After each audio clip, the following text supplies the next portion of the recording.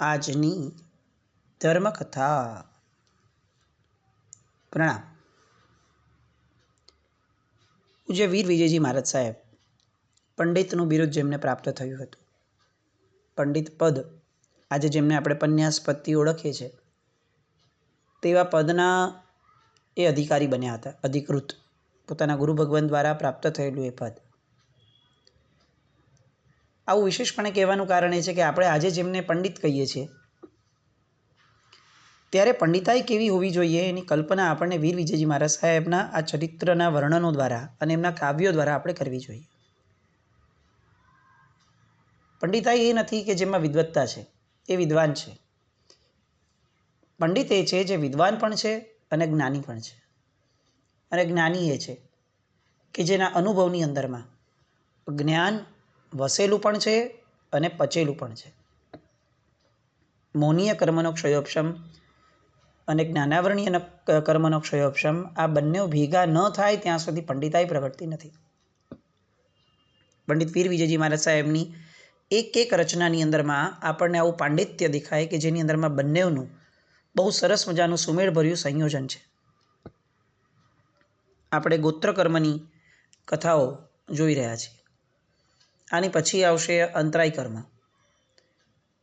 આ બધી કથાઓ હવે થોડી નાની છે પણ બોધદાયક છે. એટલે આપણે બધી કથાઓને એના ન્યાય પ્રમાણે લેવાનો એ રીતે પ્રયત્ન કરીએ કે જેના દ્વારા તે કર્મો અને તે કર્મોની અંદરમાં રહેલું મોહનીય એ બંને આપણને ઉજાગર થાય.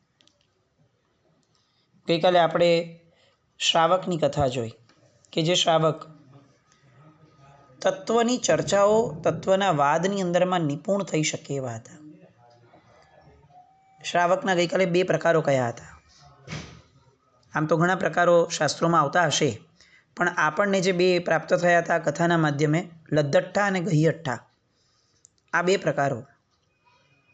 આ 2 પ્રકારો એમના જ્ઞાતાપણાના આધારે હોય. કોઈ પણ તત્વ એને જે એક જ વારમાં એના મૂળ રહસ્યને, તત્વના અર્કને સમજી શકે એ લદ્દઠ્ઠા.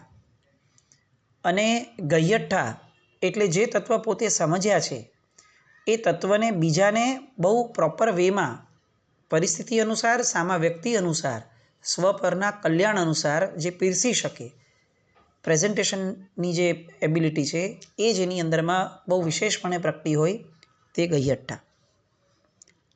આવા અનેક પ્રકારો શ્રાવકોના. આપણે અત્યારે તો કયા પ્રકારમાં આવીએ એ પ્રશ્ન એટલો મોટો છે કે આપણે શ્રાવક કેવા શું કે નહીં એ જ પ્રશ્ન છે. કારણ કે શ્રાવકપણું આવશે 5મે ગુણ સ્થાનકે, એની પહેલાં આવશે 4થે ગુણ સ્થાનકે અવિરત સમ્યક દર્શન. અને સમ્યક દર્શન આપણામાં પ્રગટ્યું હશે કે નહીં એ જ્ઞાનીનો વિષય છે. ગોત્રકર્મને લગતી કથાઓની અંદરમાં આપણે એક નાનકડી કથા કાગડો અને હંસ એની જે એમણે મૂકી છે પંડિત વીર વિજયજી મહારાજ સાહેબે, એ કથા કાગડો અને હંસ બંને વચ્ચે દોસ્તી. એકવાર એવું બન્યું કે બંને વૃક્ષ ઉપર બેઠા હતા અને દરમિયાન એક રાજાનો રસાલો રસ્તામાંથી નીકળતો હતો. એ વૃક્ષની નીચે આખો રસાલો અને રાજા પોતે એ આરામ કરવા માટે, વિસામો કરવા માટે રોકાયા. બંને જણાની મૈત્રી હતી. આમ આપણને લાગે કે આ કેટલું પઝલ છે. કાગડો અને હંસ બંનેની મૈત્રી હોય, પણ હતી. આવી મૈત્રીઓ આપણા જીવનમાં પણ ઘણીવાર હોય છે. કેટલાય બધા વ્યક્તિઓ એવા આપણે જેના ટચમાં હોઈએ કે જેની ફ્રેન્ડશિપમાં હોય કે જેમાં આપણને કે લોકોને એવું લાગે કે આ બંને વિરોધ પ્રકૃતિવાળા વ્યક્તિઓ ભેગા કઈ રીતે રહ્યા હશે, પણ રહેતા હોય છે. હવે આવી મૈત્રીઓ એનું પરિણામ શું હોય છે એ આપણને આ કથા દ્વારા પંડિત વીર વિજયજી મહારાજ સાહેબ કહે છે. કાગડાએ તો પોતાના સ્વભાવ મુજબ કા કા કરવાનું શરૂ કર્યું. કર્કશ અવાજ, અપ્રિયપણું, આ બધું કાગડાના જન્મ સાથે જ કાગડાને પ્રાપ્ત થયું છે. એટલે રાજા એકદમ ગુસ્સે થયો. એને ભગાડવા માટે સૈનિકોને આદેશ કર્યો. સૈનિકો ભગાડવા માટે પ્રયત્ન કરે છે, પણ કાગડો છે એ કેટલાક પોતાના મૂળભૂત ગુણો કે જેને આપણે દોષ તરીકે કહી શકીએ, એ મૂળભૂત પ્રકૃતિઓ એ લઈને જ જન્મ્યો હોય. એને જેટલો ઉડાડવા પ્રયત્ન કરીએ એટલો એને ગુસ્સો વધારે આવે. કાગડાની અંદરમાં ક્રોધ બહુ હોય. ગુસ્સો વધારે આવે એટલે હલવા તૈયાર નહીં, સ્ટબનનેસ. વારંવાર ઉડાડવા પ્રયત્ન કરે, પથ્થર મારે, આ કરે તે કરે, પણ ઓલો જરાક ઉડીને પાછો ત્યાં ને ત્યાં જ આવે. અને જાણી કરીને આપણને કોઈ હેરાન કરે છે તો આપણે એને વધુ ને વધુ હેરાન કરવું, આવી વૃત્તિ કાગડાની અંદરમાં બહુ સહજ હોય. એટલે કાગડો ત્યાં જ ફરીને એ જ ઝાડ ઉપરની ડાળી ઉપર આવી જાય અને પાછો કાકા કરે. હંસ આ બધું જ જોઈ રહ્યો છે. એ સહમત નથી કાગડાની વૃત્તિ સાથે, કારણ કે એની પોતાની પ્રકૃતિ જ આવી નથી અને એ કોઈ પણ પ્રકારે કોઈને પણ વિક્ષેપ પાડવાની અંદરમાં એને કોઈ રસ પણ નથી. પણ સાહજિકપણે કાગડા સાથે મૈત્રી કરી છે એટલે હંસ એ કાગડો વારંવાર બાજુમાં આવે તો પણ એની બાજુમાં બેસી રહેતો. આમ સામાન્યપણે આપણે એવું વિચારીએ કે આપણે હોઈએ તો શું કરીએ કે ભાઈ આ આવી રીતે હેરાન કરતો હોય ને તો આપણે એની બાજુમાં ઊભા ન રહેવાય. કાલે ઉઠીને કોઈ એવું સમજશે કે આપણે પણ હેરાન કરે છે અથવા એના હેરાનગતિ કરવાના સ્વભાવમાં આપણો સહયોગ અથવા આપણું અનુમોદન છે. પણ એક સામાન્ય મૈત્રીના ભાવે હંસ એ ત્યાં જ બેઠો રહ્યો. કાગડો પણ વારંવાર ત્યાં આવે. હંસને એવું લાગ્યું કે આ કેટલી મૈત્રી નિભાવે છે, જો હરી ફરીને મારી બાજુમાં જ આવી જાય છે, મારો બહુ સારો મિત્ર છે. હકીકત અલગ હતી. હકીકતની અંદરમાં કાગડો વારંવાર ત્યાં એટલા માટે આવતો હતો કારણ કે એને જે લોકો એને હેરાન કરે છે એને વારંવાર હેરાન કરવા હતા. પણ હંસની દ્રષ્ટિની અંદરમાં કાગડા પ્રત્યેનો સદભાવ, કાગડા પ્રત્યેની મૈત્રી એ થોડી વિશેષપણે છવાઈ ગઈ હતી. એટલે હંસ હલવા તૈયાર ન થાય કે ભાઈ ઓલો વારંવાર મારી બાજુમાં બેસવા આવતો હોય તો મારાથી કેવી રીતે ઉડી જવાય. અને એટલે એ પોતાનો કર્કશ રાગ એ બધું રાખે. આ લોકોએ મોટો પથ્થર મારવાનું વિચાર્યું. કાગડાને ખબર પડી એટલે કાગડાએ ગુસ્સામાં એક્ઝેક્ટ રાજા જ્યાં બેઠો હતો એની ઉપર જઈ અને કાગડો ચરક્યો. હવે તો રાજાનો ગુસ્સો 7મા આસમાને જાય. રાજા છે, પોતાનું એક અહમ છે અને એમાં એ કાગડા જેવો એક પક્ષી વારંવાર આવી રીતે હેરાન કરતું હોય અને આવી ચેષ્ટાઓ કરે એ તો કઈ રીતે સાખી લે, ક્ષત્રિય છે. તરત જ ગુસ્સો આવ્યો.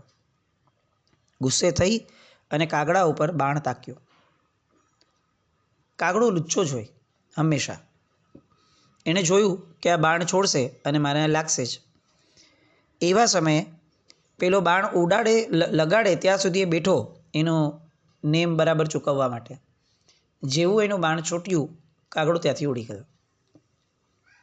પણ ઉડતી વખતે એણે હંસને કહ્યું નહીં કે હું ઉડું છું, તું પણ ઉડી જા, નહીં તો આના બાણથી તારી પણ હત્યા થઈ જશે.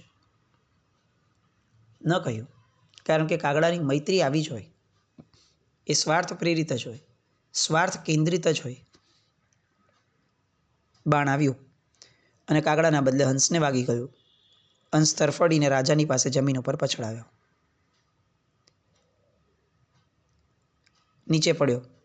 રાજાને એવું લાગ્યું કે લે, આ કાગડો તો સફેદ નીકળ્યો અને તરત જ બોલે છે કે મને તો એમ હતું કે કાગડા બધે કાળા હોય, પણ તું તો ધોળો કાગડો નીકળ્યો. મેં મારા જીવનમાં પહેલી વાર જોયો. ગજબ છે. અને ત્યારે હંસ કહે છે, સાહેબ હું કાગડો નથી, હું તો નિર્મળ પાણીમાં વસનારો હંસ છું. આ તો કાગડા સાથે ભાઈબંધી કરી એનું આ મારું પરિણામ છે. Moral of the story is, કાગડાથી જેમ દૂર રહેવું એ હંસ માટે સેફ છે, એમ કાગડા જેવી વૃત્તિવાળા વ્યક્તિઓ સાથે દૂર રહેવું એ આપણા માટે સેફ છે. આપણે જેની સાથે રહીએ છીએ, આપણે જેને પ્રિફર કરીએ છીએ, આપણે જેની મૈત્રી કરીએ છીએ, આપણે જેનું મનથી અનુમોદન કરીએ છીએ, એની પ્રવૃત્તિ કરતાં પહેલાં એની વૃત્તિ તરફ નજર નાખવી બહુ આવશ્યક છે. નીચ ગોત્ર કર્મનો ઉદય હોય ત્યારે જીવને નબળા કુળની અંદરમાં જન્મ મળે એ વાત આપણે સૌ જાણીએ છીએ. પણ નીચ ગોત્ર કર્મનો ઉદય હોય ત્યારે નબળી વ્યક્તિ સાથે મૈત્રી થાય અને નબળી વ્યક્તિ સાથે રહેવાનું મન થાય, આવો ઉદય થાય. એ કુળથી તો નીચ નથી, નબળો નથી, તો પછી કેમ આવું? તો કહે છે કે જેમ જન્મથી નીચ ગોત્રો છે એમ વૃત્તિથી પણ નીચ ગોત્ર છે. જેની વૃત્તિઓ એ નીચ ગોત્રમાં જન્મનારી વ્યક્તિઓની વૃત્તિઓ જેવી હોય. એવા વ્યક્તિઓ સાથે રહેવું એ પણ નીચ ગોત્ર કર્મનો ઉદય છે. જીવે બચવું જોઈએ. આજનો આપણો આ યુગ સમય જે છે એની અંદરમાં આપણને એવું લાગે કે મેક્સિમમ લોકો આ કાગડાની વૃત્તિ લઈને જન્મેલા હશું. આપણે બધા આટલા એક દ્રષ્ટાંતમાંથી પણ કાગડાની કેટલી બધી વૃત્તિ આપણે જોઈ શક્યા કે ભાઈ કર્કશ હોય, નબળું જ બોલે, કડવું જ બોલશે. ક્યારે એવું નહીં બોલે કે જે લોકપ્રિય થશે, જે લોકોને પ્રિય લાગશે, જે લોકોને સાંભળવું ગમશે. નહીં, સત્ય હંમેશા કડવું હોય છે. આવું બોલી અને કડવું બોલવાની આપણને આદત પડી ગઈ. સત્ય બાજુ પર રહી ગયું અને કડવાશ આપણો સ્વભાવ બની ગયો. કેટલીક વૃત્તિઓમાં આ કાગડાપણું આપણામાંથી નહીં કાઢીએ તો આપણી સાથે રહેનારો માણસ પણ જાણે નીચ ગોત્ર કર્મનો ઉદય ભોગવતો હશે એવું થશે. અને કેટલીક વ્યક્તિઓની અંદરમાંથી આવી વૃત્તિઓ શોધી અને એનાથી દૂર થવાનું સત્વ નહીં કેળવીએ તો એ વૃત્તિઓ આપણામાં આવવી બહુ સહજ થઈ જશે. કાગડાની આ કાગ વૃત્તિ, જેમાં લુચ્ચાઈ પણ છે, જેમાં સ્વાર્થ પણ છે, જેમાં કર્કશપણું પણ છે અને જેની અંદરમાં બીજાને હેરાન કરવાની વૃત્તિ પણ છે. અને હંસની એ નિર્મળ વૃત્તિ કે જેની અંદર બીજા ઉપર વિશ્વાસ રાખવાની વૃત્તિ છે, જેની અંદર મનમાં પવિત્ર રહેવાની વૃત્તિ છે, જેમાં બીજા કોઈ માટે નબળો ભાવ કરવાની વૃત્તિ નથી. એવી વૃત્તિ એ હંસપણું છે. આપણા જીવનમાં આપણે હંસપણું પ્રાપ્ત કરવા માટે પ્રયત્ન નહીં કરીએ તો આવા નીચ ગોત્ર કર્મનો બંધ કરવાની દિશામાં આપણે આગળ વધશું. મનુષ્યપણું મળ્યું છે જ એટલા માટે કે આપણે હંસપણું પ્રગટાવીએ અને આવી અનુકૂળતા મળ્યા પછી એનો સદુપયોગ ન કરીએ અને એનો દુરુપયોગ કરીએ તો નીચ ગોત્ર કર્મ બંધાયા વિના કઈ રીતે રહેશે? આપણે સમજવું પડશે કે આપણે કદાચ જીવનમાં કંઈ જ નથી કરતા ને તો પણ આપણને કર્મનો બંધ બહુ વિશેષ થાય છે. કેમ? કારણ કે આપણે કંઈ સારું નથી કરતા. આમ સામાન્યપણે આપણે વિચારીએ કે કોઈ એક માણસ એસએલ વર્લ્ડમાં ગયો છે કે કોઈ પણ એક અમ્યુઝમેન્ટ પાર્કમાં ગયો છે. એણે ટિકિટ કેટલા સેંકડો રૂપિયાની કઢાવી છે, મોંઘી ટિકિટ કઢાવી છે.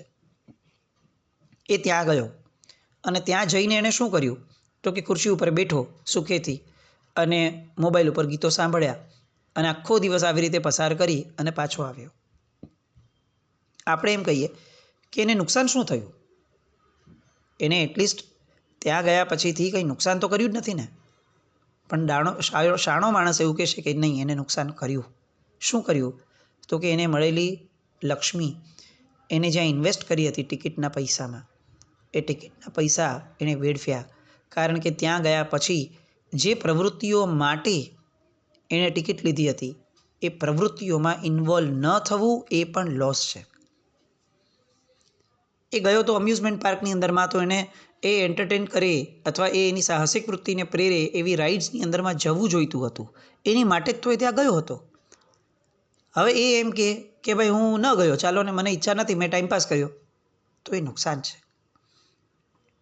મનુષ્યપણું એ આવી વૃત્તિઓને પોષવા માટેનું એક સાધન છે.